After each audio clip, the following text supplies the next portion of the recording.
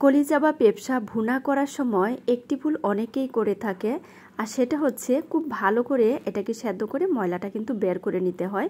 তো দেখতেই পাচ্ছেন আমি এখানে বেশ কিছু সময় জাল করে নেওয়ার পরও এই যে অনেকটা ময়লা বের হচ্ছে। আমি একদম টকবকা ফুটন্ত পানির মধ্যে কলিজা এবং পেঁপসা 1.5 কেজি পরিমাণ আমি এখানে দিয়েছি। এটাকে প্রায় 8 থেকে 10 মিনিটের মতো আমি জাল করে নেব, যেন ভিতর থেকে একদম ময়লাটা বের হয়ে আসে। আর দেখতে পাচ্ছেন পানিটা কি পরিমাণ ময়লা হয়েছে। তো এটা ভালো করে ময়লাটা বের করে তারপর নামিয়ে এটাকে আমি 3-4 বার ভালো করে পানি দিয়ে ধুয়ে নেব।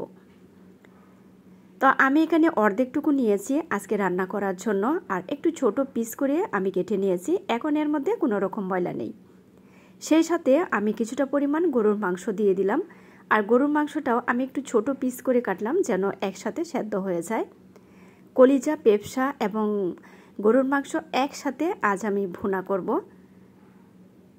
এদিকে একটি হাঁড়িতে তেল দিয়ে এর মধ্যে গোটা গরম মশলা দিয়ে দিচ্ছি, সেই সাথে 1 কাপ পরিমাণ পেঁয়াজ কুচি দিয়ে দিলাম।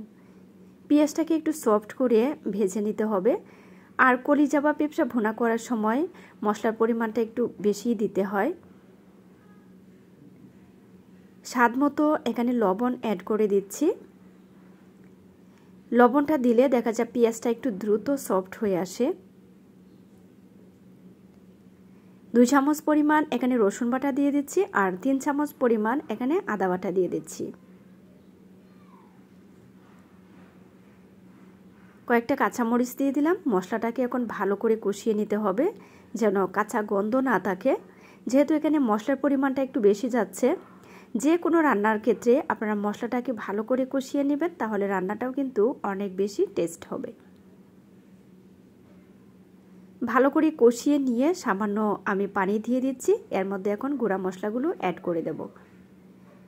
এখানে আমি 1.5 চামচ পরিমাণ ধনিয়া এবং ভাজা জিরার গুঁড়া একসাথে ছিল, আমি দিয়ে দিলাম। 1/2 চামচ পরিমাণ করে এখানে হলুদের গুঁড়া, মরিচের গুঁড়া, ভাজা জিরার গুঁড়া আর গরম মশলার গুঁড়া দিয়ে দিলাম।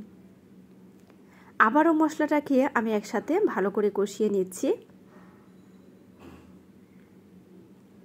এখন এর মধ্যে কলিজা এবং গরুর মাংসটুকু দিয়ে ভালো করে আমি কষিয়ে নেব একটু সময় নিয়ে। যখন আপনারা কলিজা বা পেঁপসা একসাথে ভুনা করবেন, দেখবেন এর মধ্যে থেকে কোনো রকম পানি বের হয় না। তো এখানে যেহেতু আমি গরুর মাংস একসাথে দিয়েছি, অনেকটা পানি কিন্তু বের হয়েছে। তো এই পানিটা দিয়েই আমি একদম রান্নাটা 50% পর্যন্ত সেদ্ধ করে নেব।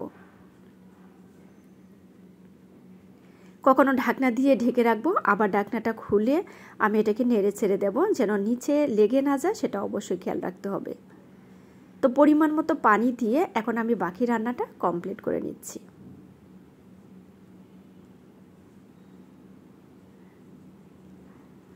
আমি চলে আসলাম একদম রান্নার শেষ মুহূর্তে। আমার রান্নাটা কিন্তু কমপ্লিট, আর দেখতেই পাচ্ছেন একদম মাখা মাখা একটা ঝোল হয়েছে, আর এই গ্রেভিটা খেতেও কিন্তু দারুণ মজার হয়েছিল।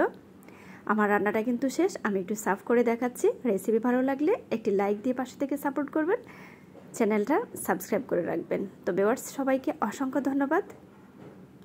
তো আমার রান্নাটা কেমন লাগলো অবশ্যই কমেন্ট করে জানাবেন। আজ বিদায় নিচ্ছি, আল্লাহ হাফিজ।